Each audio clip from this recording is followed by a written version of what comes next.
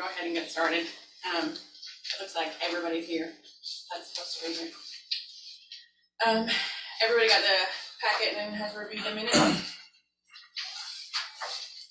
a motion. I'll make a motion to accept the minutes as Any second? All in favor? Opposed? All right. We're just gonna start discussing. I have got a lot of things from the chiefs, and I appreciate y'all sending things to me. The hazardous mitigation plan and emergency operations plan, I don't really want to discuss those necessarily. I just, David and I went to a training at Summer EMS, and that was the first I'd heard of these things, and so I just wanted to see ours and make sure all our committees had them, our committee members. They haven't, it looked like they hadn't been updated since 2019. What are the? It's up for review this year. Okay. So I'll meet with them end of March. We'll start doing the review process with them and send it off to you. Okay, perfect. That's Every really all I 5 had. years. 5 years. That's what I thought I remembered from the training, but I just wanted to make sure that that was on the list. Now we can go into the financials from EMS. Do you have anything you want to present? We just hired another paramedic. One of our part-time paramedics is supposed to be coming on full-time, and we're working on hiring EMTs, so that should put us back fully staffed. And Okay. configured a little bit different than we have in the past. We won't have a paramedic on both ambulances. We'll have 2 EMTs on one, a paramedic and an EMT on the other one. And the battalion chief will run every call with the BLS truck to have an ALS capability. So Okay. outside of that, Okay. we'll be back to full staff. So then we can expect the overtime hours to go down? Oh, yeah, we'll go back to normal. Okay. Perfect. Commissioners, you guys have anything to add? Is there any particular reason why it got so out of control? Staffing. Didn't have personnel. We were down to like 5 people at one point. I know that the discussion was before the last budget, when the Cadet Commission gave the raises to help you with staffing at that time. I guess my question is, why so long between then and now with that much overtime? I mean, two of the guys are getting twice what they're budgeted for the year. They're only 6 months in. We have personnel. That's what it came down to. If you don't have people, they wanted to fill in, they quit their second jobs to help out. And so that's what we did.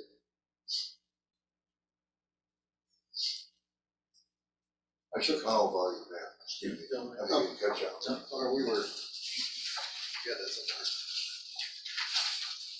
1,520 last year.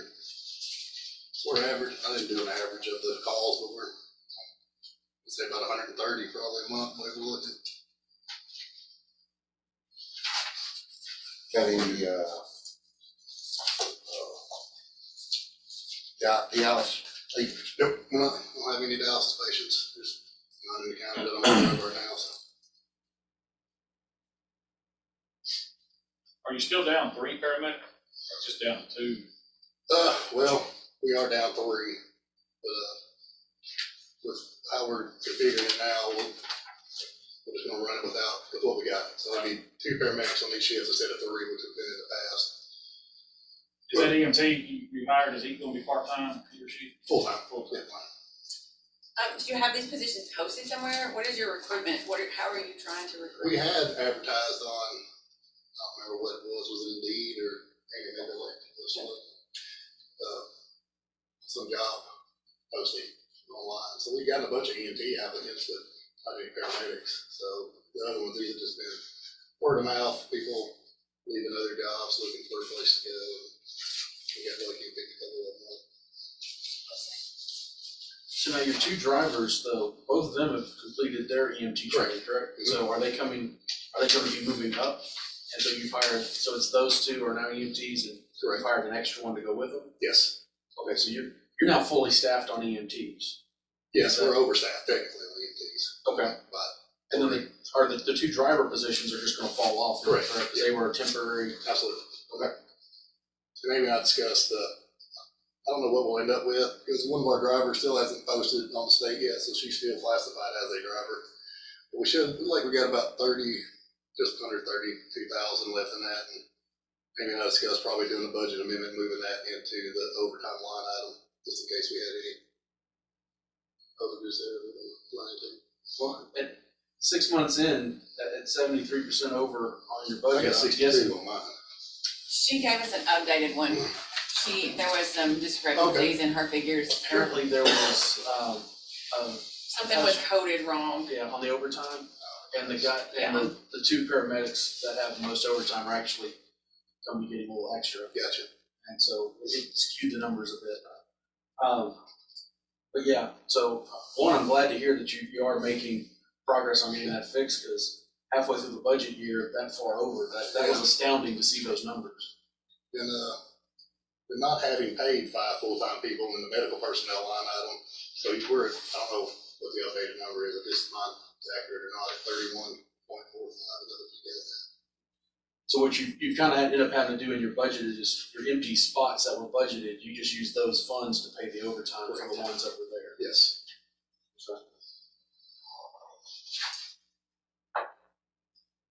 So with the 2 driver positions going away, you said you're kind of overstaffed now with your EMTs. Mhm. Are any of your EMTs looking at going on to be paramedics to I kind of keep that haven't forward heard. motion? I hope so. I hope we do get a couple of them like that, but it's a decision they'll have to make. They haven't came to me yet and said, hey, this is the plan. I think it's one step at a time. We get there advanced and then they want to move on. We'll Just curious if you think it would be a good idea to keep the driver positions, to kind of keep pipeline going of new. wouldn't have anywhere for them to go. Okay. There'd just be extra people and shit then. Okay. Now, what I could do is we've looked at either taking that 30,000 that's left there, or taking Mark's. I think he's got about 30,000, maybe creating 3 or 4 part-time positions. That's nice. For part-time. But I'd asked last year, because I knew we were gonna run into this problem. Yeah. If we could have some part-time positions funded, and I was told no, so that's That kind sounds of into this situation. But now, I mean, the first 6 months of your payroll has been, just absolutely horrendous, but it looks like you've got a good plan of fixing it. Yeah. I'm looking at how do we keep this from ever happening again, because this is terrible. I think creating some part-time positions will help, and I think that's how your other counties avoided it, was like Macon County's probably getting 30 people on their part-time list, so they're able to spread that out, which is what I wanted to do. But Just not having the bodies to do it. no, I had the bodies to do it, I was just told I wasn't gonna be funded for it, so I wasn't able to do it. Okay, well, I would say looking at these numbers, that was a bad idea. Yeah. So we can at least have that to look forward to next time it comes up.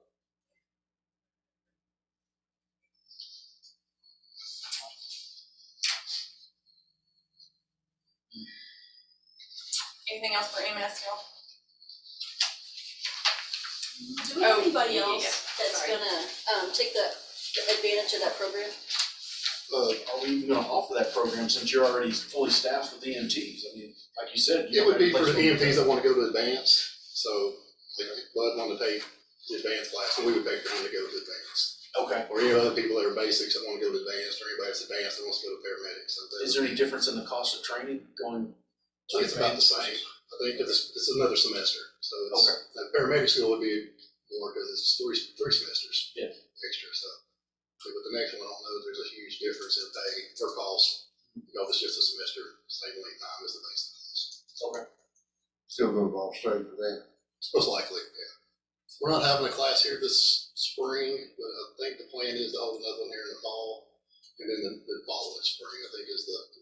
I talked with Randall Kirby this morning, and he suggested that that's in the talks for Right. a program in the fall. It's good. And that will be for the advanced EMT. I'm not sure if, I wanna say He sent me an didn't email a while specify. back, and I can't remember, I tried to find it and I couldn't find it. I wanna say, I know they're doing a hybrid in the spring, so that will be a basic and advanced at the same time. So once you finish your basic, if you don't wanna go into advanced, then you're done, you go test. If you wanna stay on, finish your advanced, then you go through the whole semester. It's kind of a consolidated 2 into 1. I don't think one in the fall is a hybrid, but it may be an advanced. I can't say for sure. I can't remember off the top of my head. So would you just use those as part-time employees at that point? If we wanted to, last year, I think we had what, you was the only EMS employee in our class. Everybody else was from Macon County, and then one from the fire department was in there. So other counties will We'll attend those. also. Do we make anything off those? I mean, as far as, or is it just pretty much a No. break even on those classes? It's all through Boston. Okay. So we're not affiliated with it really at all, other than paying for our employees to go. Okay. And then just how, the building. Yeah, we just happen to use the building here. Okay. I do wanna talk about the sheet that's in your packet about the EMS collections. Do you currently have a collection agency that you're using? We do. And that's the bad debt column that's on this? Let's see. Yes. Okay. And then, who decides what's written off, like for the charity and, the other column? I didn't bring that resolution with me. I can send it to you. It just lays it out, the whole procedure. So what we do is, if they get to the point where they're not paying or don't have the ability to pay, we mail them a form that they fill out that shows their reasons for not being able to pay, destitution, whatever. And then they mail that back, and according to the resolution, I or the mayor, either one or both, can sign off.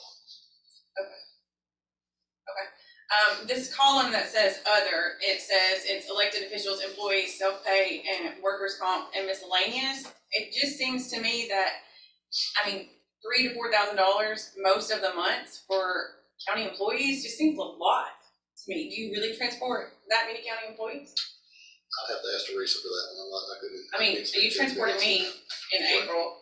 I realized that, but it just seems like a lot. Yeah, I'm not sure exactly what the other is. I'd have to ask Teresa. Okay, so. I can get back to you. Yeah. Moving forward, I'd like to have a little bit more detail in these reports, like every month. I would like to have more information every month when we have these meetings monthly, We so used that we to, can all discuss send all of out it. Monthly reports, every month they were. That would be great. And then nobody ever responded back or anything, or showed any interest, or ever mentioned them ever. I think it kind of fell off, so we're happy to. Yeah. I think we're all here because we want to serve this community the best way possible and the most economical possible. And I think we can all work together just sharing information. And that's my goal. I'll send you a blank form and show you what we typically send, and if you want anything added or compare for other things, we'll adjust it. Perfect. Excellent. We can talk about that at the next meeting. So how does it work with, the ambulance reimbursement whenever you have prisoners that you have to transport Just like from the prison or from the jail? from the prison? We bill their insurance. Well, they're self-pay now, so we just bill them directly. So is there any being written off from them, or is it a full pay? Well, they pay 85%. They only want to pay the Medicare allowable initially, but we argue whether that wasn't acceptable. So you So guys it's are out there. probably roughly, I'd say around $1,000 in transport would be willing to pay for that. How often do you go out there? You know, I had it wrote down and I didn't bring it. It's I want to say last year it was 186 trips for the year. So it was around, obviously some months were busier than others. Probably down, I want to say it was like 12 or something on my mind. So last night at work session, Josh brought up from the sheriff's department, what was the? AmeriMed? Yeah, Maryland doing the psychiatric transports. So, I know when you and I had talked, you said that any other ambulance services through all had to come through you for approval. Mhm. So are you on board with that? Absolutely. We don't do those, never have. I don't know that actually we can bill. I think they're doing it through some type of grant program that, because if they don't have a medical necessity, signed by a physician, then we won't get paid. So most of them have no medical necessity. That's why the sheriff's department in the past has always transported them. So it looks like that's gonna work out best for the county all the way I think around. so, yeah, because you don't tie up a deputy or see That's others how from the jail. That's how they all leave the Vandy. It's in the back of the cop car. We've been law for quite some time, until recently, the sheriff's department was responsible. Yeah. They changed that a few years back, and Pyramid's moving into doing statewide, as far as I can tell. Well, then, I'll tell you what, if we get that one, then I know some deputies will be happy. Of course. Maybe one question I had, this may be off party, but some of the conversation, but I was interested in, does EMS, do they file any claims against the states, try to recoup any those? Not that I'm aware of, Is there? or, what are we talking about? Is that- Just say you've got someone past that's unpaid debt, right, and, are there any claims against the state that develop the probate or anything? We only can bill if we transport them, so those are few and far between now. We don't, unless it's going for an autopsy or something, we don't typically transport them. We have the funeral home come pick them up at their residence or wherever they passed away at. So those have become very few now that we need to transport. We're all the paramedics are death investigators now. We work with medical examiner Dr. Pinkston, and if it's not deemed something that needs to go for autopsy, we just have the funeral home come to the house and pick them up. We have in the past gone after an estate. We bill their insurance if we transport them, and typically that's one of your write-offs would be the transport to the hospital or something, or autopsy or something like that. If they have a prior bill before they pass away, they We haven't could paid go it, after the state. Yeah, we could. just, Have you though? Not since I've been here. Another thing off of that question, so say a person, I call you guys, you take me to the hospital, I die, insurance pays whatever the insurance pays, the rest of the bill's left over. Do you go after the estate for We the still send difference? a bill to the family typically, and sometimes they pay, and if they don't, or there's other situations like they don't have the money, and we go through the process of the form and everything, and we write those off. So it's really a case by case situation, but we haven't taken anybody to a state yet. Most typically, you're looking at it's I'm not sure how she bills if it's even, I guess it's a BLS transfer. It's not very much that we lose after insurance pays typically, unless it's in like a Blue Cross Blue Shield. So we can't partnership with Blue Cross Blue Shield. We can't contract with them because they only contract with hospital-based ambulance services. So they'll apply to deductible. So those are the ones that will have a higher write-off for, but the rest of them, it's usually only less than $100 or in that range that we can get up right now for those people. Then you got Medicare, so it gets complicated when you're contracted with Medicare and all these other things, because they have mandatory write-offs that there's nothing you can do about it. It's statute. I mean, you can't bill past what they pay. certain amount of it. So it looks like the majority of the write-offs that you're having to do are the without insurance line there. Of the $363,000, that seems like enough to go after at least collections. If we could get 50 cents on the dollar, that's still quite a bit to your But bottom line. the insurance column is for like the contractual prices, right? Correct. That's not necessarily without insurance, it's written off. Yeah, it's just Special write-off insurance, so that's Write-off gonna be insurance. your Medicaid, Medicare. Okay, so that's just above what they're paying, and then you just Yeah, write off. there's nothing we can do about that. Right, that column we can't do anything about. So you can't go, okay, that's a contract Yes, negotiation, that's contracted with Medicare. They pay what they're gonna pay. and you can't go We after the can't difference. legally go after it. Back to the bad debt and the collection agency, how much are they charging? I'd have to look that up. I don't know off the top of my head. Okay, I just wonder if there's that's $137,000 we're leaving on the table. Yeah. Is there a way And the to, thing with collections, I mean, they don't pay them either. Like the people who don't pay, we're not concerned about their credit score. So they're not paying the hospital, they're not paying us. They're not concerned about not paying. I understand, but the bottom line is the bottom line, and we gotta try to do as much as we can do, to be as responsible as we I mean, can. we send them to collections and unless we're gonna send somebody to their house to collect. All right, I I don't understand. think we're gonna get much from a, one out of a turnip. You don't want the cost of collecting to be more than the debt that you are collecting too, so I understand that. Do you guys have those forms where, veterans are transported, where some of that is covered?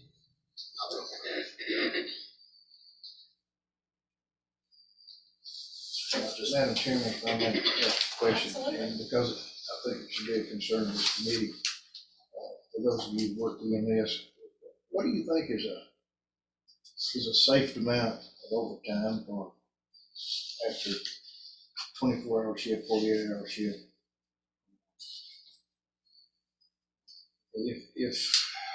If there's a wreck, the paramedics involved, and the insurance company comes in and notes that this person has worked 3 or 4 or 5 shifts in a row, our county is in. I think really, since you're kind of directing that at me, I think it really varies. I spent 15 years at Sumner County, and to work more than 48 hours, I think would have been dangerous. Our call volume here, really, when you break it down per shift, there's downtime enough where I was one of those medics that did double shifts, and the reason we did it was so that there would be 2 ambulances in this county, because if not, you were not going to have. If one ambulance was gone, that was it. So we did the double shifts, and I did that for probably about a year. And at no point did I feel unsafe doing that.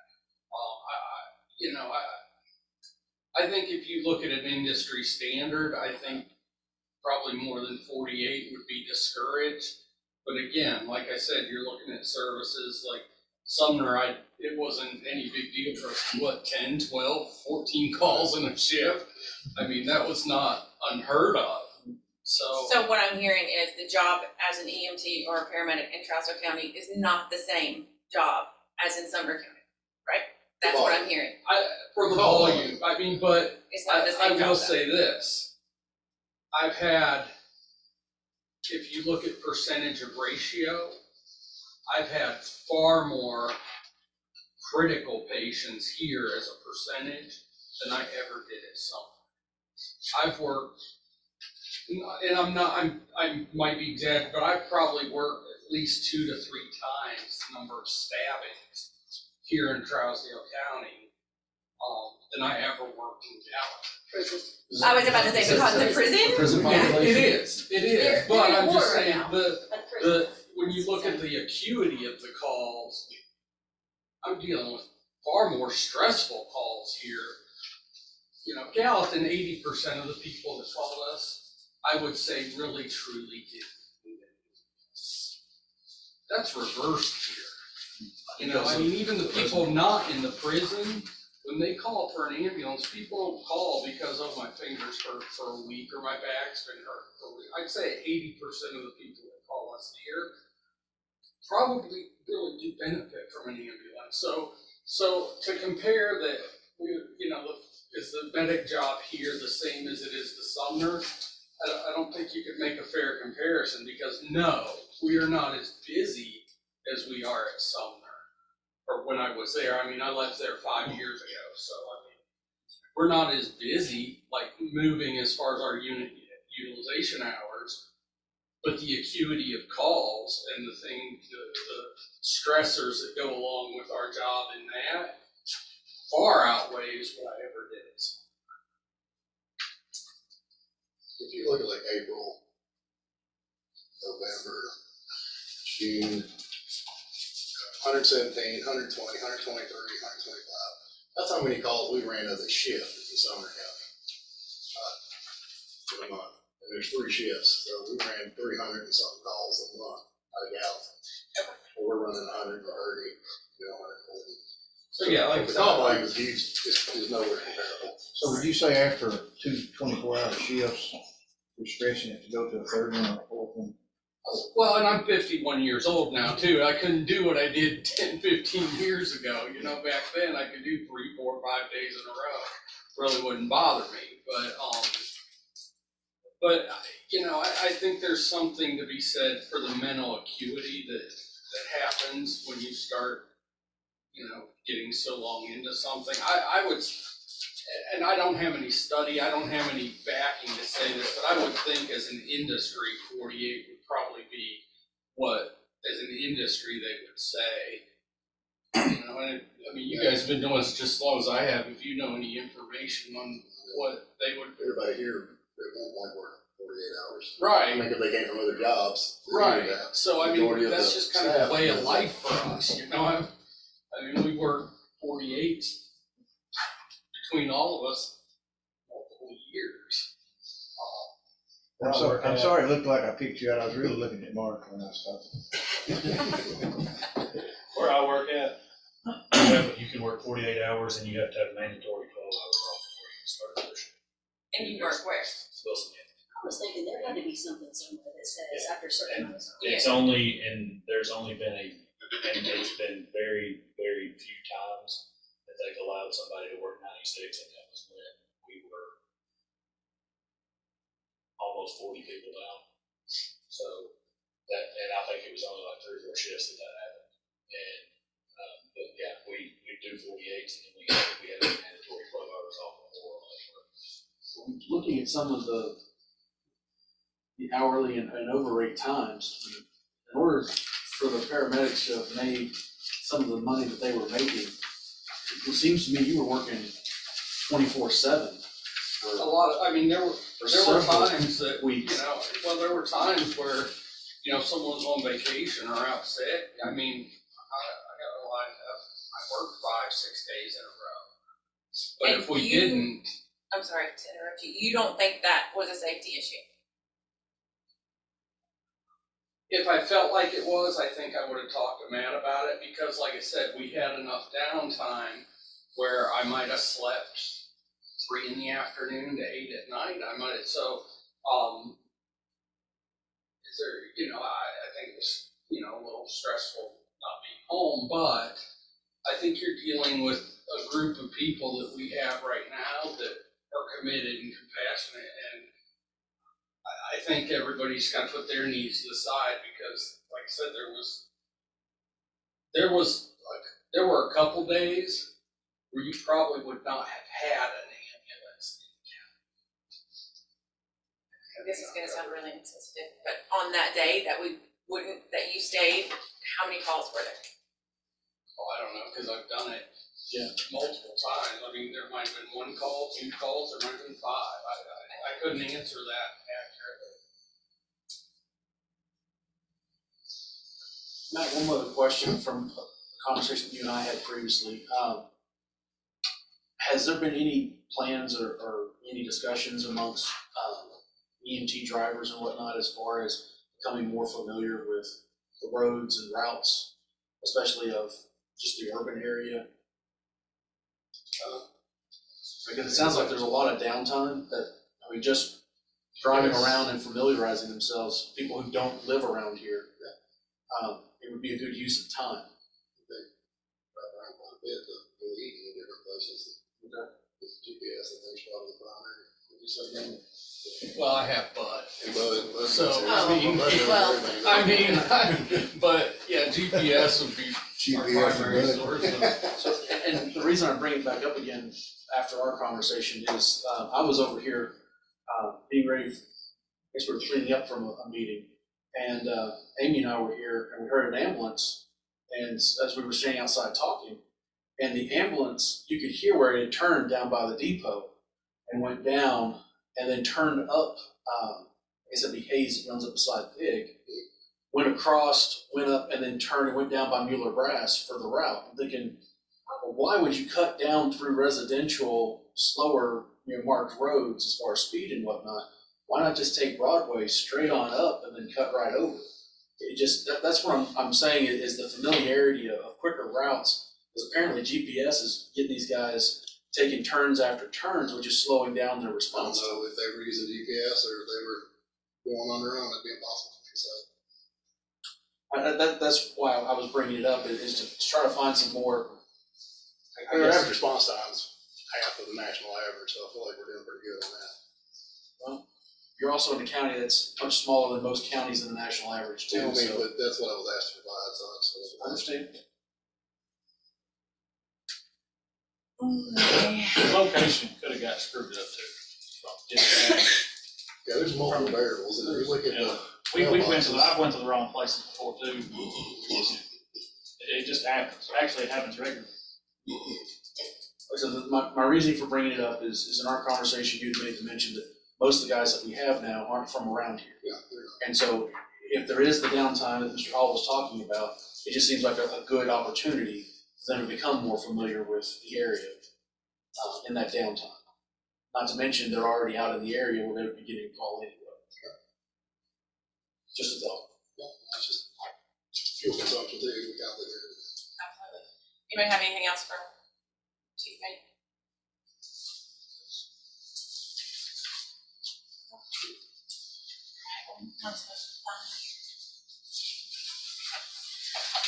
Notes.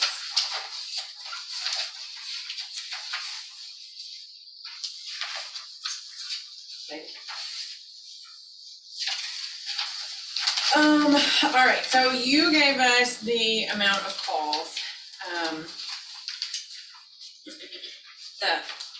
The line item that says fire, can you possibly break that down into grass, structure, controlled burn, false alarms? Do you have those numbers? Usually that was either a structured grass or something, and then if it was a false call or something like that, it went into other. Okay, so other is. Because it was not actually a fire run. Okay, I see.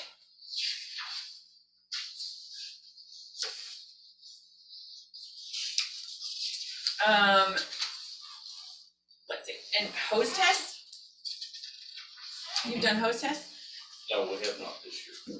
We're This scheduled, year, 2023 or 2022? we did not in 2022, and we're scheduling it for spring of this year. Perfect. All right. Anybody have anything? Well, I guess just so it's on the record, The brush the truck. brush truck, Right, yeah.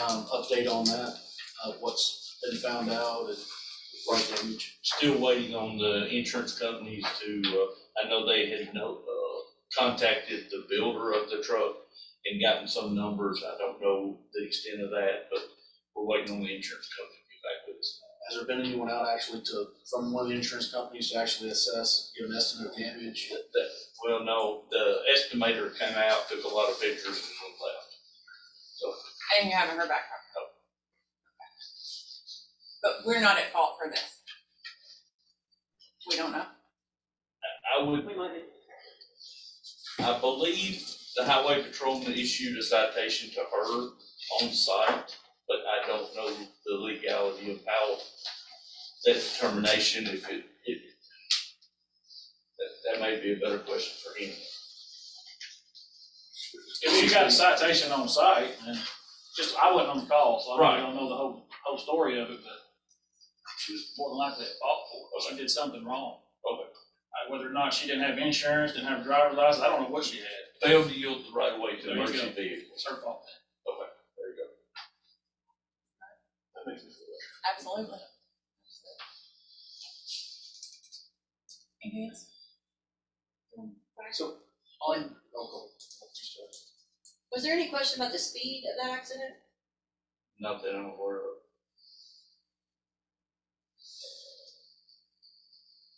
So as far as our volunteer firefighter department now, how many members are we actually have that are responding? Well, we have 29 and a couple of those are still on their probation. And we've got one more that's going to do the physical part now, so we will hopefully have 30 here very soon. And then of those 30, how many are also on rescue? So, let me rephrase that. Okay. All of rescue personnel are on fire except one and then one other. Okay, I guess so. Two. There's probably half. Okay, because I know they used to be two separate deals, that you couldn't be one or the other, you had to choose. Now that they're combined, it looks like we've got a loss of manpower now. When were they combined? No, not combined. Not- They removed the rule of They're having, allowed to do. Okay. yeah, and previously you could have 4 people, like from fire be on rescue and vice versa.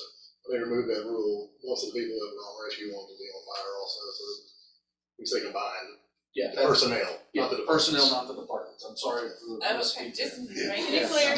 Just making it clear. No, so, and like I said, to me, it looks like now we've got a real healthy fire department, or we have a real healthy rescue squad. But we don't seem to have a real healthy either one as separate units. We do, because in the fire service, most personnel wear different hats.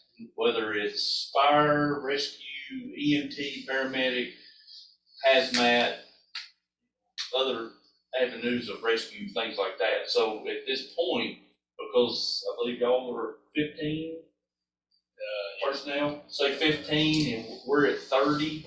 So, Well, you're at 30, counting their 15. yes, So you see my point? So technically, you only have 15 firefighters, and you've got 15 rescue. You're just combining them at the same time. So it looks like, well, great, we've got 30 people. Well, you have 30 people if you just have a fire. But if you've got a They fire, do both. I understand. But you've got the same amount of people now. Where you had, you say you had, before you might have had 20 on rescue and 30 on fire. You had 50 men who could respond to an emergency. Now you've got 30. So you've got a reduction of manpower, is what I'm looking at. right, and that's gonna be subject to what time of day it is and what day of the week it is. That's So- where, so is there anything to try to increase that back up? Because I know when you bring them all into the fire, now you've got to make sure that they all have all the fire equipment for each man also, Mhm. which increases your cost that you wouldn't necessarily have if they were just rescued. Am I correct in that? A lot of our gear will swap back and forth. It can be used either way. Okay. Most all other larger departments use the fire turnout gear as extrication. Okay. So I work for Wilson County EMA. Yep. My job there is a firefighter paramedic. Okay. At my station, it is me and my partner. When the tone goes off, I jump on whatever truck they tell me to get. I have an engine and I have an ambulance. Okay. So Just based on the call that comes. based on the call that comes in. So if it's an MVA, I jump on the ambulance, I take my turnout gear that can be used for extrication or structural firefighting. Okay. And I respond to that wreck and that engine. The med call comes in, I jump on the ambulance and I'm a paramedic on the ambulance. Okay. And the engine stays at the station. So, It's,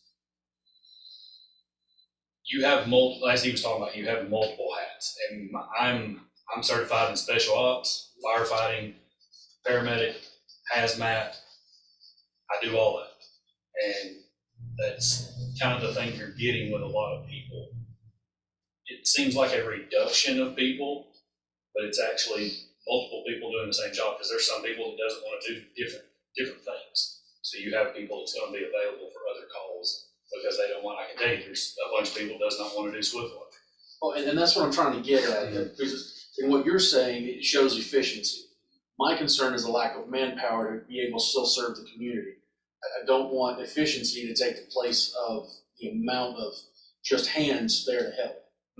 I mean, one person being able to be trained in 5 different things is great if you have other people to support that one person. If one person shows up, they can't do all 5 at one time. But I think, If that makes any sense. Charleston County is not set up the same way that WEMA is set up.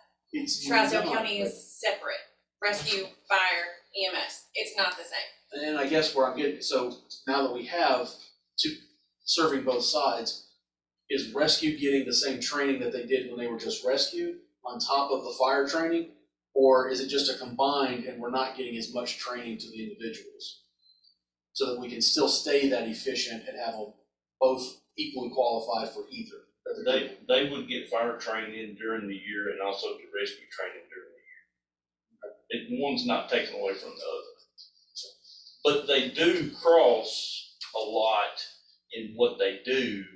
So even though if you're doing fire training, it may roll into part of the rescue training Yes, and back and forth. Yeah. Yes. and I can see where you would have a person, such as this gentleman, where you're trained in both rescue, paramedic, and firefighter. You show up to a car on fire, having to pull someone out of the car, and it's you and 3 other guys.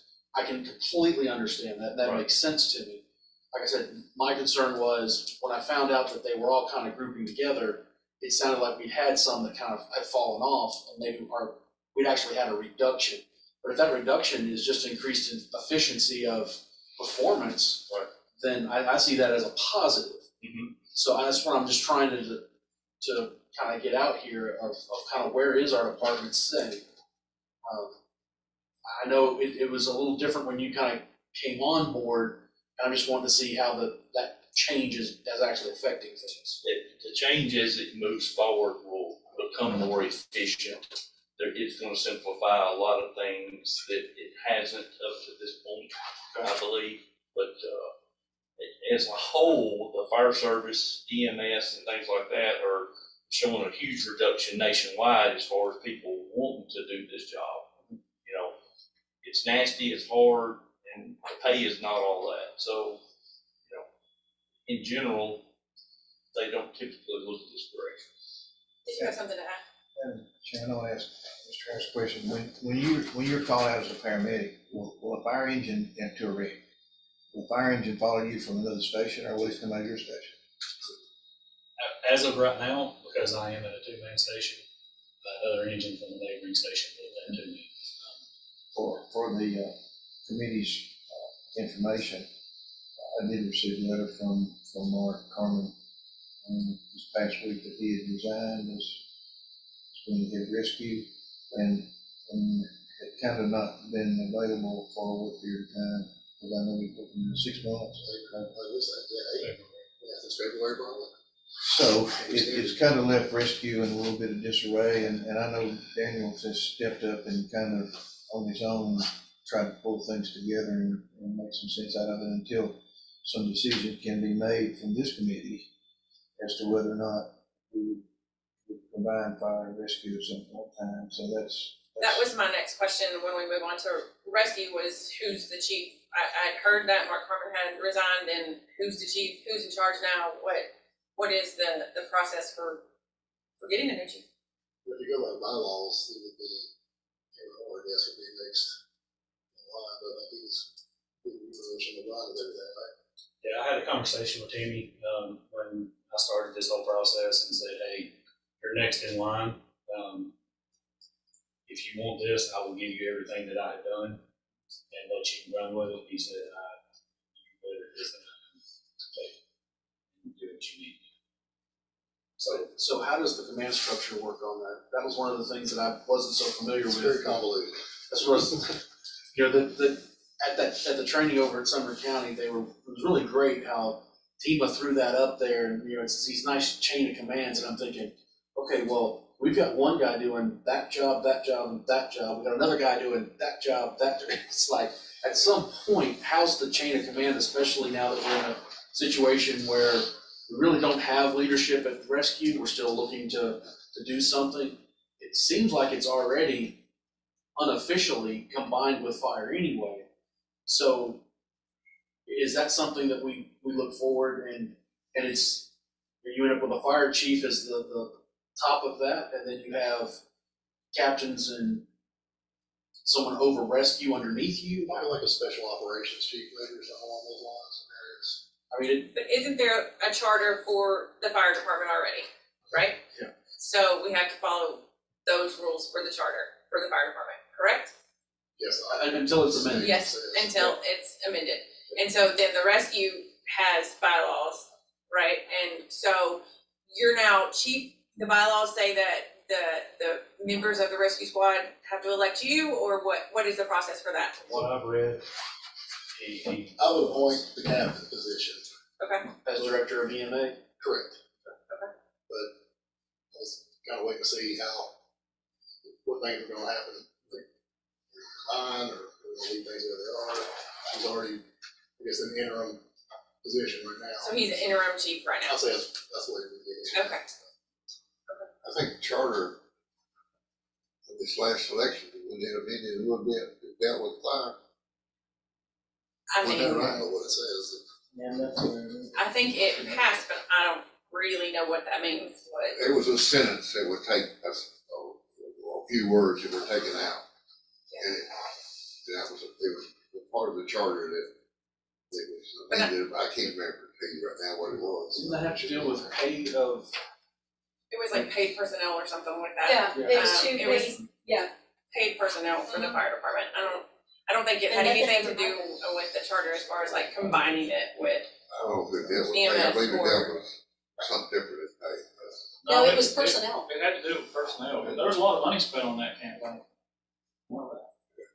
Hey, back to, Mr. Buckmaster, Simply remove the word salary because we're paid per diem, and remove the line that stated we'd be governed by our bylaws and change it to governed by local or department rules. It didn't change anything. that was my They understanding. wanted it to fall under personnel committee, but the way it was worded, it doesn't fall under personnel policy. Do you remember that? I remember it, and one of it was just clean up some vestiges, because there was some issue about bylaws being promulgated, not being under the authority of the county, and, the bylaw structure. And, that's the chief of the fire department. That's what the charter says. Again, this is not something that's new. I'd like to see the bylaws with the rest of it, though. I can email it to you. I would like. so what was the last training for you guys? For either? For fire, I think the last one was reading smoke, I believe. We had tail watch. What is reading smoke? What does that mean? Teaching firefighters how to look at smoke when they pull up on scene and tell what the fire's doing and know whether they need to go in or not. What color it is, What color what the it is. volume of it is, how Density. many velocity. So is this all in order, or No, probably not. when was that reading? I think in November, wasn't it? It's October, November, Yeah, we did tail watch in November. When you taught it?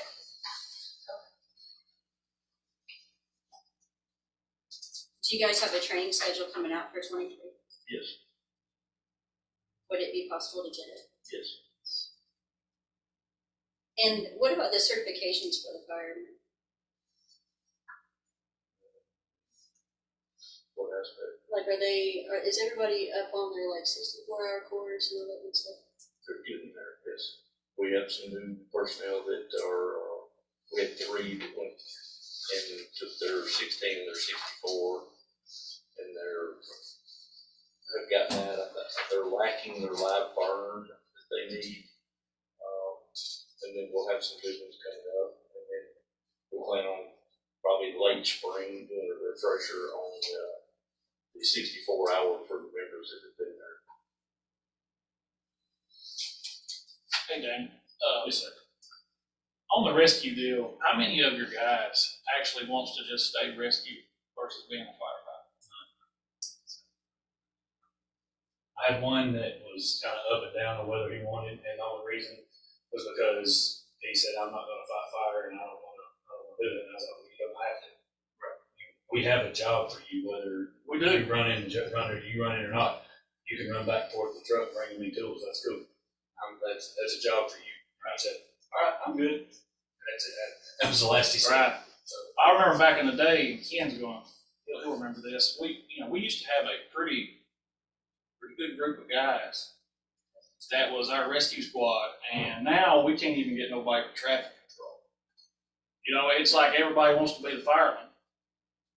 We have that. We got plenty of people for that. But nobody wants to do the other side of it. That's troubling out there on the scene. You know how chaotic it gets out there anyway.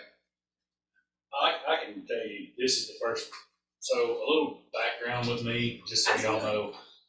I started in this in 2004. I spent my first 18 years with Putnam County Rescue Squad. I was a lieutenant up there.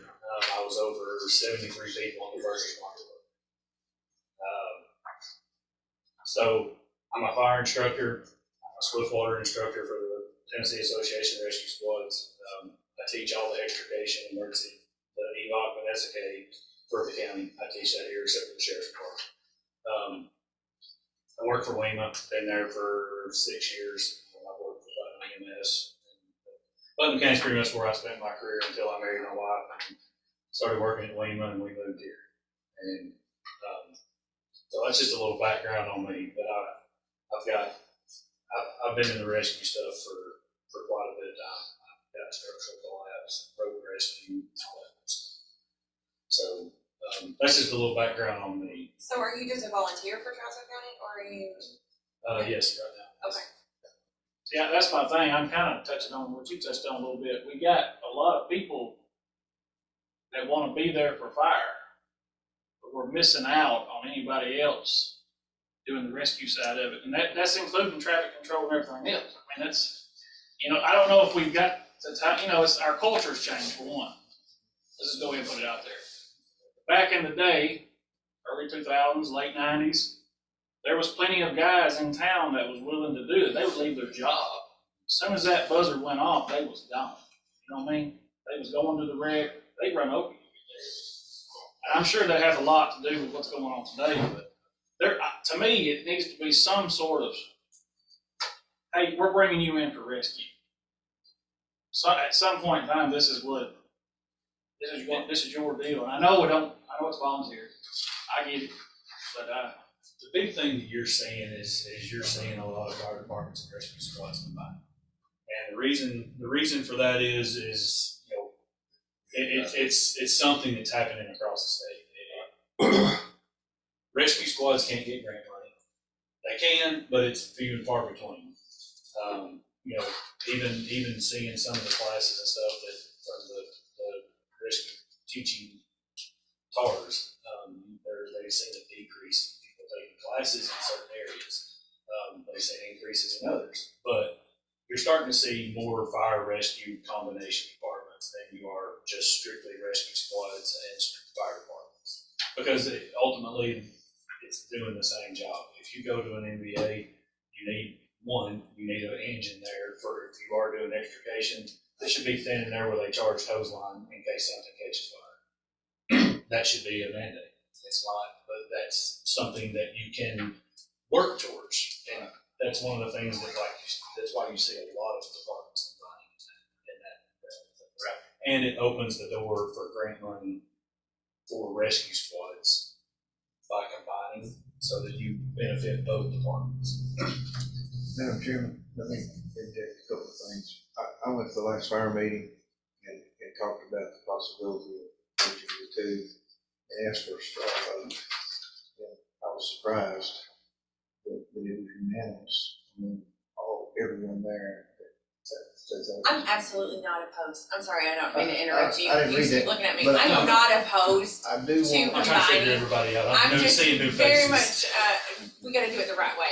That's We gotta do it with the charters and the bylaws and all the things. We gotta do it the right way. But I Go ahead, sorry. want Daniel to bring y'all up to date, because rescue was kind of in a quandary from the time Mark was gone, to update them on, I know you have state-of-the-art equipment, but kind of bring them up to speed on what the vehicle situation is. So I'll give this to y'all. This is our training schedule. I did not get a chance to send this to you guys. Oh, beautiful. Yeah, so this is our training schedule and stuff, and I'm going to dump that way off for rescue for the year.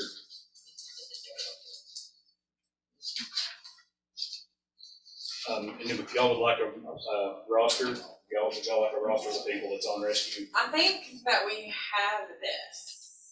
There's a few names that's been added to. I had some join last Okay, week. sure. Yeah. So with the rescue squad, currently as it stands, I have an extrication truck and I have a pulling truck. That is all I have. Rescue 3 is a 1986 pickup truck that was an Army surplus truck. That truck it cannot be repaired. It is sitting up behind the animal service.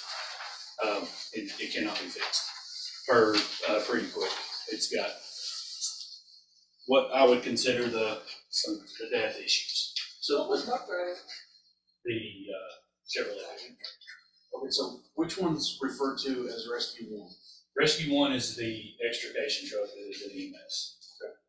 That truck is the truck that has all of our extrication equipment on it. It is 21 years old too. It's 21 years old. It's a box truck that was from a water treatment something another. You can still see some of the lettering on the side of it. The inside of the box of that, there's stuff just laying in there because there's nowhere you can put it. The shelves are full. The compartments around there is full.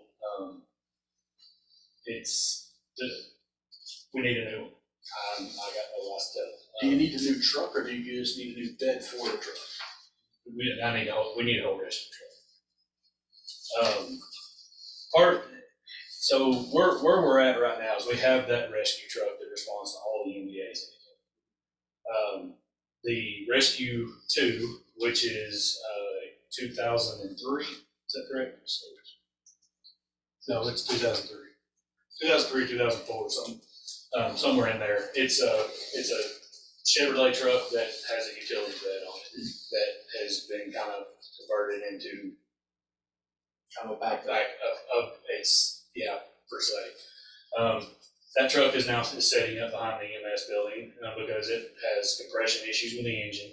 We cannot keep it running. Every time you turn the key off, you have to jump it off. It's had 4 batteries in the last 2 years, 2 alternators, or 1 alternator. And the codes, I took it and had it evaluated. It threw 5 codes, and the codes that was thrown was compression, EGR failure, something else that was involved with the injectors, with the engine. And I was told that it would cost more to fix the truck than what the truck would. So I get what it's worth. Will it cost more to fix the truck than what it will cost to replace the truck? Because we're not trying to resell, we're not worried. That's what I think is something that we, as a commission, fail to look at sometimes. Is okay. Well, if the truck's only valued at $3,000, yeah, okay. But a new motor might only cost 10 grand to put in it, and it's going to cost another 80 grand to replace it. So there's a difference there. At the same time, if it's absolutely not doing the job it's meant to do, then I think there's a reason to look at replacing it. But if it's a backup truck and it serves that purpose, do we need a bright new shiny backup truck? So what Rescue 2 is Rescue 2 is a pulling truck. The 2 trucks that are down is pulling trucks. We have a boat, we have a Swiftwater trailer, we have a trailer with Polaris on it, we have ATVs, we have UTVs. If we have a call out tonight for a water rescue, I am hooking up to a county-owned property up there at the rescue building with my personal truck to pull it to a call. That's where we're at. We looking and evaluating everything. I'm one that I try to. I'm up front. I'm not going to feed you no lies. That's just the way I am. We need equipment up there, and it's what I'm looking for right now, and have been researching for the last week and a half, 2 weeks. Is I'm looking at SUV, because one, rescue squad is first responders for EMS. We are using the only pulling truck we have to respond to medical calls in right now. And we are running the miles up on that truck because that is the only truck that I have that can respond to medical calls. I do not have any other vehicle to respond to calls, and they're going in their POVs. I go in my personal vehicle so we can keep that truck available in case there's a call that needs to be pulled, that needs to be on for rescue. So excuse my ignorance. Why is rescue going to a medical call? Rescue squad is medical first responders for the county. So anytime that EMS goes out, there's a certain criteria that they send rescue first responders as medical backup to EMS. That, for instance, if they send EMS to an unresponsive patient and they get there and CPR's in progress, they gonna need more than 2 people to do work. I understand, so what equipment are you gonna need off the truck that you wouldn't already have on the ambulance, I guess is where I'm confused. So if that call comes in, I'm responding from my house. I have a ALS jump bag in my truck. When I get on scene, I am doing my job as a paramedic until the ambulance gets there out of my bag. Okay, so are you wanting to take a county rescue vehicle to your house? No. So I So- don't understand, I'm confused, I'm sorry. What the purpose of the SUV is what I'm looking for in that aspect, is that will be a vehicle that we can put medical equipment in for when we are at the building, and which I spend quite here over the last little bit, I've spent a lot of time at the building. If a medical call does come out, I can take that vehicle on that call. And So it back to my provides- previous question, what is in your bag that's not already on an ambulance that would already be responsive? There may not be one to respond. There may not be an ambulance Both to on the call, respond. and we're waiting for mutual aid. Okay, so that's what I was trying to get at. Yeah, if the ambulances are all out, then I may be all the patient's guy. Okay. Until mutual aid gets there. That's medical first responding in this county is a must. And I think the guys sitting here that works for EMS can say that when they see medical first responders show up on scene, it's a manpower. Other than you, how many of those do we have in the county at any given time? Right now, I think we've got, five that has medical license, and the other ones responds for manpower if they need In assistance. medical license, you're referring to EMT or? EMT, EMR, EMT, AEMT, or paramedic. Currently, we have 2 paramedics, myself and Alex Atala. And then I have, Not including the ones that are on staff? they are not on the rescue squad. They are EMS. So I'm excluding them, because I'm just wanting to see what the backup situation is. Since you brought that up and I was unaware, like I said, please excuse me. Yeah, no, you're good. I think that's kind of what Leslie was wanting to do with this meeting, is for all of us to get a little education. So besides yourself then, other rescue emergency services that are medical licensed that are not part of EMS, EMA, how many are we looking for? Yourself and? I mean, the way we have it right now in the county is if you want to respond to a medical call, if you have a medical license, you're allowed to respond emergency traffic to that call. If you do not, you do not respond emergency traffic at all. You go non-emergency unless the EMS gets on scene and ask for manpower. And manpower can come from the fact of getting into the house and realizing that you're going to have to carry a patient out of the house down to the ambulance because of whatever reason. So are you kind of grouping like so, I local mean, RNs into the group, or I'm sorry. are you just kind of grouping local RNs who might just be listening, or I'm trying to find actual people who are set up, established volunteers They're on this list. on, okay. And there's everybody that is on this list, medical wise, we have Director Beatty, myself, Mark Carmen, Alex Fatala, Casey Higgins, Bud Sutherland, Chris Franklin, Kenny Davis, and Jay. So out of those, how many which ones are not already on EMS? The only ones that, Who would be considered backup for staff already on a call? You see what I'm getting at? staff for EMS. So if you've already got EMS, you already got EMTs, paramedics there.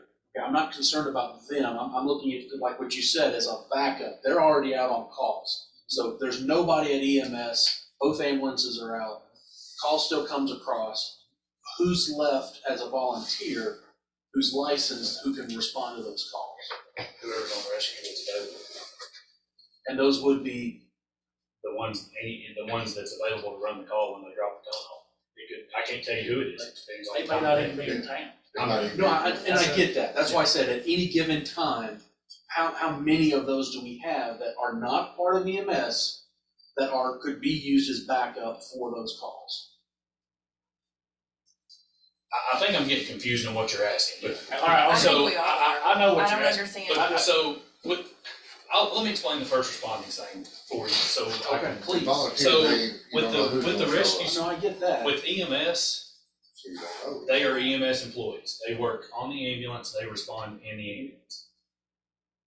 The rescue squad is a first responding agency. Yes. This is what I was in charge of at Putnam County, we were not part of the ambulance service.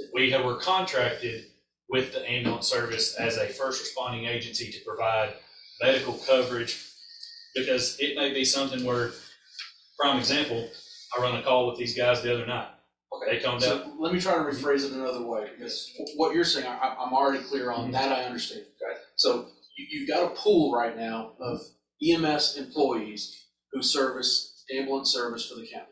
And they're the technical first responder, they got the ambulance, they're going out, okay? Both ambulance would be going out. You got a pool of rescue workers who are medically licensed, who are not on EMS. That's the pool I'm wanting to know about. Yes. How many of those do we have besides yourself? the ones I just named off. Okay. The ones that was on the list, here, I did not mark them as medical responders. Yeah. But the ones that I named off are the ones that are responding to medical calls, first responder calls when the times are done. Okay. That's what I was trying to get at. Yes. Because now that's the backup pool. Mhm. And knowing how many we have of that does now kind of help justify the need to have that extra vehicle. Because that extra vehicle will be cheaper than buying a third ambulance, correct, Matt? Very much so. But that's where I'm getting at here. And the thing that I'm looking at It's a here- level of coverage that no one's talking about so far, as far as emergency services for ambulance and whatnot on the county. Yeah, and one of the things that I'm looking at with looking at this SUV is I'm looking at dual purposes. This is gonna be something that, first responder vehicle, we can use it to pull the gators, the smaller trailers and things of that nature.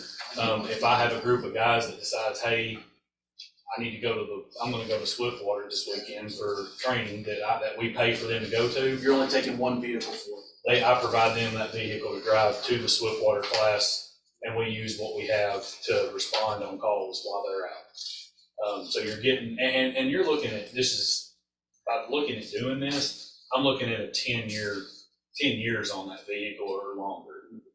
And, So you're looking you know, at we're- a decent expedition or right now, excursion or that's a level of that. well, actually, what I've got right now is the only thing available that I have been in contact with is a Ford Explorer and a Chevy Tahoe. And the price point for those are pretty well, right? There's about a $3,000 difference. So what are we talking about? We're looking anywhere from, the vehicle, just the vehicle for the Ford Explorer, I got a price that's right around $35,000. For a Tahoe, $39,000. And So on the Explorer, is it gonna have enough tow rating to be able to tow the equipment that you're gonna need to tow also? it will for like the UTVs and the small trailer. But for the Swift boat or But whatnot, for, you it will need the not Tahoe go. for that, or bigger. And yeah, the Tahoe is, and I mean, really, the Tahoe is kind of the one that, I talked to Wilson County Chevrolet, they did not have any, but they have got a list right now of people that are not claiming their Tahoes that they have ordered from the government side of it. And you're looking, and to kind of help with this, asking for a vehicle, that's a lot of money, and I get that. But I'm also looking to try to help by, these vehicles that we have up here, the rescue trucks that's down, selling those and taking the money from those and putting that back into what we've used to purchase that vehicle in whatever way possible. And that's appreciated, but based on the conversation we've had, you're talking 1,000, maybe 3,000 per vehicle, depending on the condition. Otherwise, we wouldn't be having to replace them in the first place. But That's hey, a but when, package. Yeah. emergency lights, I mean, And that's just the base of the vehicle. You're looking, if we decided that, you know, I'm looking at, if I ask for the vehicle, I'm looking at 45,000, what I'm looking at asking. Because that's gonna get the vehicle plus half of the emergency lighting, the other half I will pay for, or half out of the money that I have in the budget, that's left in there. You know, and that's including anything, you know, we've already got the radios for it. The lighting package and things that I have looked at, the dealership that I've talked to actually does the install of those that are at the dealership. So the price that they send me would be including lighting and installation of that lighting. And this vehicle would be replacing Rescue 2. Rescue Is 2, the idea? yes, so And what extrication equipment is on Rescue 2 that you could probably use in the storage, the cargo area of the SUV with racks and whatnot to be able to carry it? there's no extrication equipment on Rescue 2. Rescue 2 is basically a support vehicle, it's not even. So it's just for towing equipment. It's and getting just chainsaws, shovels. chainsaws, shovels, things of that nature. manual tools, most of The extrication tools that we have now that's on that Rescue 1, if we have a truck go down, basically we put them in the back of Rescue 4, which is a Chevrolet truck. If Rescue 1 went down, we would have to throw all that equipment in the back of that truck, and that would be our extrication truck for right now. You know, and that's something that I feel like we need, and I'm one of those, I'm not gonna ask for something if I don't need it. I think we're at a point now where we have 4 vehicles for rescue, and I'm down to 2, and I have more equipment, and I'm looking at using my own personal truck to pull county equipment right now because of. I was gonna wait till the end of the meeting to bring this up, have you been up to the PowerCom, the EMA building? The EMA building. Which EMA building? We got a guy that was an EMA director here several years ago. He was out of the military, Thank you. and you've got a bunch of stuff up there. You You can got a take a full load look of at. stuff up there. Humvees, got 3 or 4 of them. Got generators. Radios. Huh? Radios, all kinds of stuff. He was just. I don't know bringing it about the on. radios, Yes. but, them. and now I have, some of the stuff in that building is PowerCom, my stuff I use up there. But Yeah. there's a lot of stuff in there y'all need to take a look at. This is county Especially- equipment? This is county property? What, I don't know what you're talking about. Do you know what he's talking about? Yeah, it's stuff that Alan got Yeah, Alan. years back, but most of it's not serviceable, because nobody can work on It's sitting out in Chet's. It's in a It's in a building, warehouse. it's in one long building, Yeah, and they just sit. sitting there. Had to have it done. Now, I don't know about the Humvees, they drove them in there, parked them, and those are generators, just been sitting there on the floor, and those diesel, big, heavy duty diesel generators, run Hartsville, one of them, probably could run I'm half sure they kept Hartsville. some of it. But I can't tomorrow, but you can give me a phone call, I'll take, because there's some of that stuff is in there. Yeah, I seen the inventory list of that earlier, and I'm like, where is this building at? Yeah. Because I didn't even know there was another Yeah. building. But it. there's, So Humvees is first. but nothing else, you can have a sale. Yeah. And get The weekend. a ton of money out of Yeah. it. Yeah, it's Yeah. under Ray's The Anderson. sheriff is the A lot of property that, owner. a lot of that can't be sold. You can't, they change a lot of the rules. Probably that some of those Humvees, I'll find out, I don't know. If I'm not mistaken, Matt, correct me if I'm wrong, but the Humvees that were given by the federal government to us through the sheriff's department, those aren't road legal vehicles anyway. Well, we tried to license one time, and we never could, in a disaster situation, really wouldn't matter. Now, you got a It's not couple gonna of be an everyday driver. emergency vehicles up there, those, They know it's- Matt, you got, it's or not real EMA, driver. there's a couple of trailers up there that are supposed to be equipped with stuff, they're just sitting in there. Now, as far as I know, I've been there for like 12 years, I've never seen anybody use them. They're there, they got good stuff in, I'm sure, they're locked, but I'm sure there's good stuff in them. May not be now, but maybe outdated a lot of it, but you still got your cots, I'm sure all that stuff is in there. It's a big long trailer, but there's stuff up there that can be sold, and they get money for. If nothing Y'all else, get Matt, it'd be more. nice to see an updated inventory of that, of what's functional, what's you know, When I get out there, when I get with him, we go out there and I've got to hit. Everything that came from the LESO program is the sheriff's. I can't do anything. I understand. didn't, I thought it was Alan that got it, so. Well, he did. He did. But about the stroke of Ray Russell. No, his authority. And I'll show you what belongs to fire department. Well, I've been in that building a lot of times. Where it's not, we've had, I put a lot of stuff in Oh, you there. put some more stuff in there? Yeah, it belongs to us. I got kicked out of all the other buildings. You have something else to add? Yeah, so, and something else I'm gonna come to y'all later on and just talk to you about is looking at buying for the next budget year, is buying another pulling truck. The reason for that being is we have a snowplow that is used for not just doing snow, but is used to push debris out of the roadway so that ambulances and sheriff's department and whoever needs to can get to emergency situations if that may be. And as it stands right now, it's sitting on the floor and I don't have a vehicle that I can. Yeah, so buy a vehicle for me, I'll get, That was The 86 pickup trucks. So- if you all allow me, I think I can help them out a little. The 86 Chevrolet was a used Army truck, rescue bought from the sheriff's department for $1. We had a couple members put a paint job on it. We worked it to death. It's a very high geared vehicle. It does about 45 or 50. It's not like it's gonna blow all two pieces. The glow plugs never have been any good in it. Yet we used it for nearly 20 years. It's a 1 ton, so that's what the plow was put on. The plow is a great big V plow with extra springs, extra plates. We got right after the tornado because we couldn't clear the roads in time. So this big V plow, it being an 86 pickup truck, I told them to tear the fenders off. I didn't care. You can buy them for $39. Get to the people. Well, that truck is all to pieces. Was when we got it, and they got 20 years out of it. The utility truck he's talking about was bought from Coulter's Trailer Rentals in Lafayette, because the rescue tube we had, when I went up there, we blew the piston out of when it backfired because the distributor cap was put on wrong at a local shop.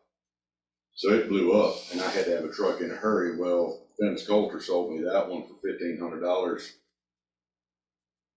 10, 12 years ago, and it had a dead miss in it then, but it was the only truck we could find. So when he says they're all the pieces and can't be fixed, they're all the pieces. They were all the pieces when they were bought. But I want to point this out. The reason we had to have it. I want y'all to picture someone jumps off River Bridge 231. It actually happens quite often. You have to have a minimum of 3 trailers out there to do a proper search for that person. You can only pull one. Then you got to drive back down and get another one. That person may need help in that water. You cannot get the equipment to them because they don't have the proper equipment to pull the trailers with. That's where his problem's coming into it at. I don't care whether he gets a truck or not, but I feel his pain because I've been there. That being said, like, it's kind of a new point right now, but the brush truck that we got, would it been able to be used for rescue to help tow the boat and whatnot? If they were combined. Yeah. Well, no, I mean, they're still working together, it's still. That's pretty high. I wouldn't want to pull much. You'd have to have a foot, a 12-inch drop on a hitch. I'm pretty sure there's a couple of shops around here that could make that for you. I'm talking about the stability. You didn't wreck it, I did.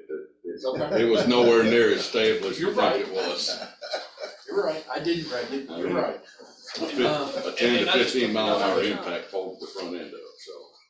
I'm just trying to look, as we are having, rescue and firefighters, doing both, and we're looking to buy new equipment, to be able to buy equipment that can be utilized multiple situations, so we're not having to buy multiple vehicles where one vehicle can do multiple jobs. If we're gonna start doing it with personnel, why not be doing it with equipment also?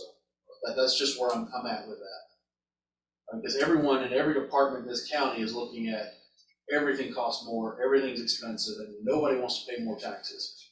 Employees of the county, along with non-employees of the county. And so I'm just trying to be as responsible with county funds, but we still have a job that has to get done, services that have to be provided. Shame And you that- can't and use that's, those home and that's days. where I'm Yeah, at. they, You know, they we're, run about 45 miles an hour. one of the things that I'm most passionate about is serving citizens and serving the community. That's been my goal since I was 5 years old and I saw a fire truck. That's the reason why I'm here.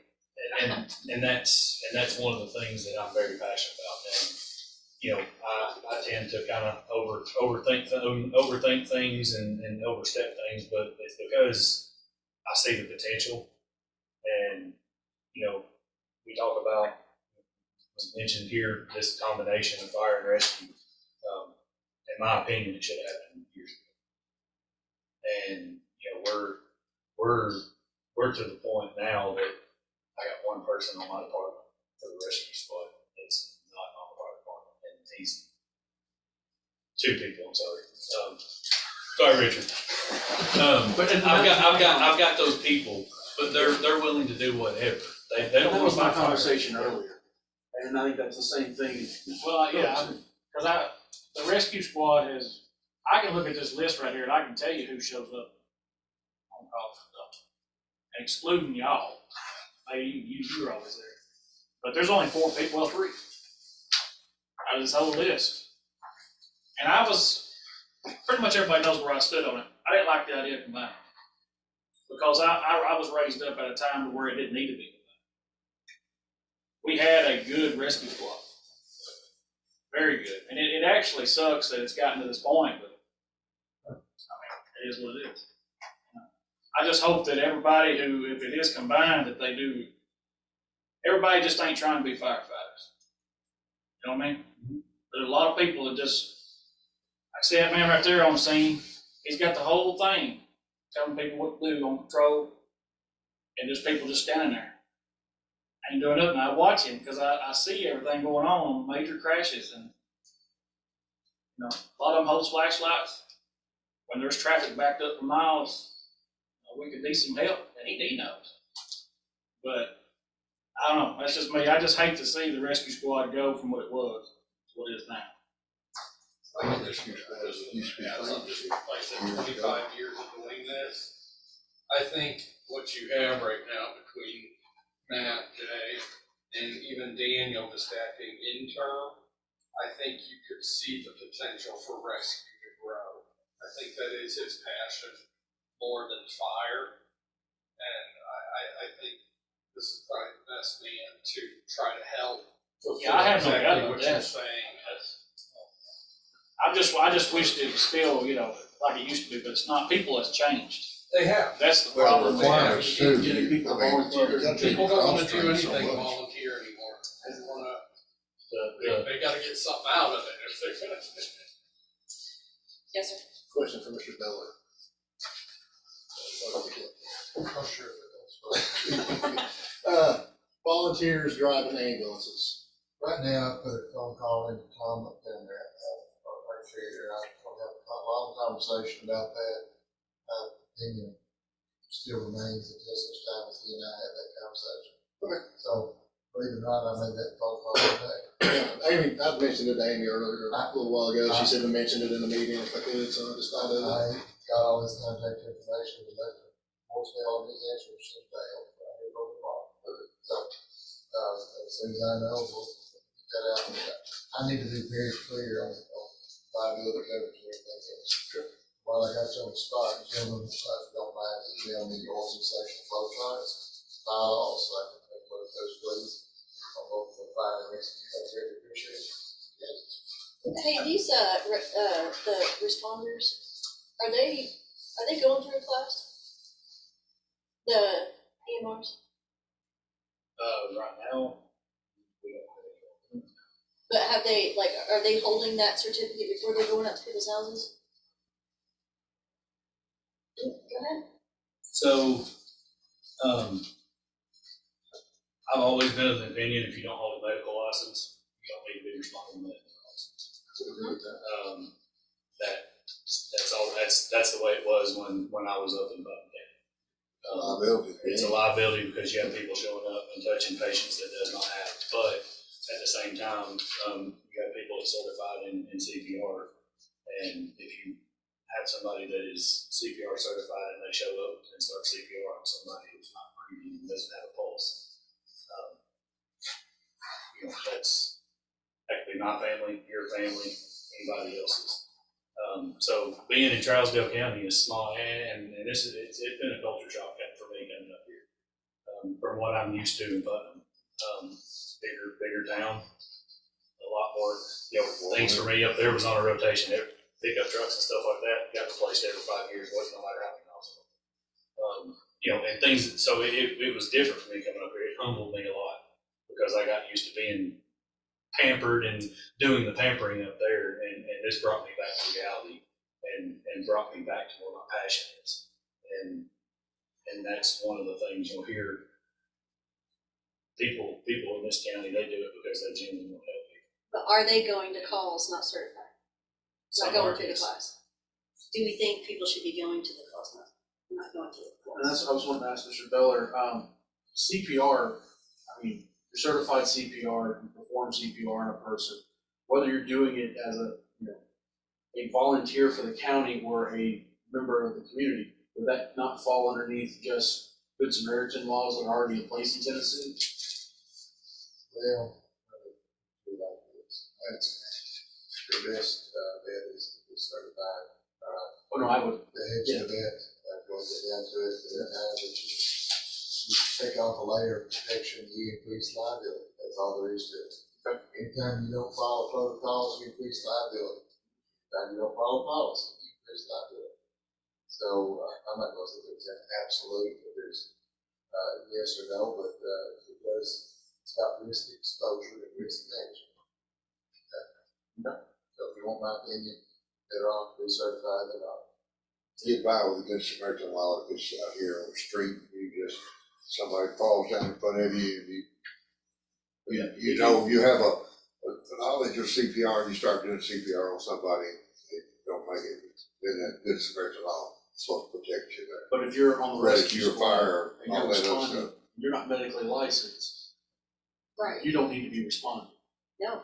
It's pretty much what. Well, but I'd like to interject something there, because, you know, there's times people have jobs and work, and maybe they don't have a medical license, but when I gotta carry somebody that's 400 pounds down a narrow hallway. Yes, but they're working under your.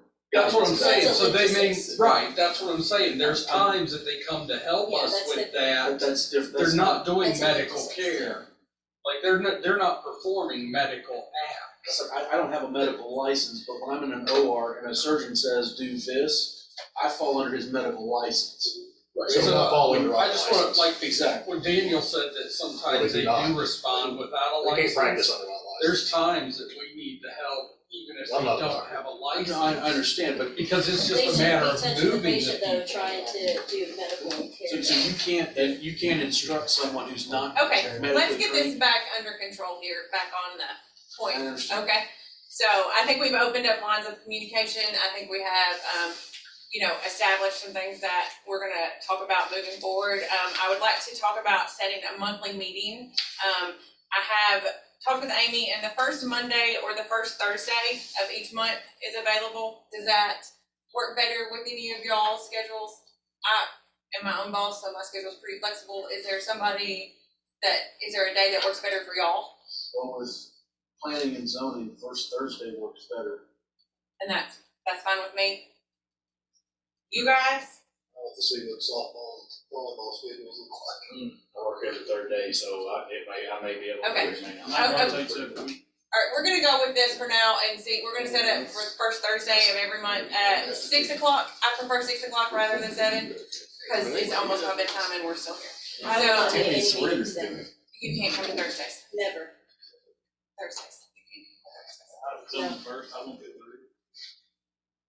On the first Thursday. Mondays, I'm off every Monday. Those are pretty. Yeah, all my Thursdays at the first of the month work. And Mondays don't work for you? We can try to work around it. It'll depend on you. Okay,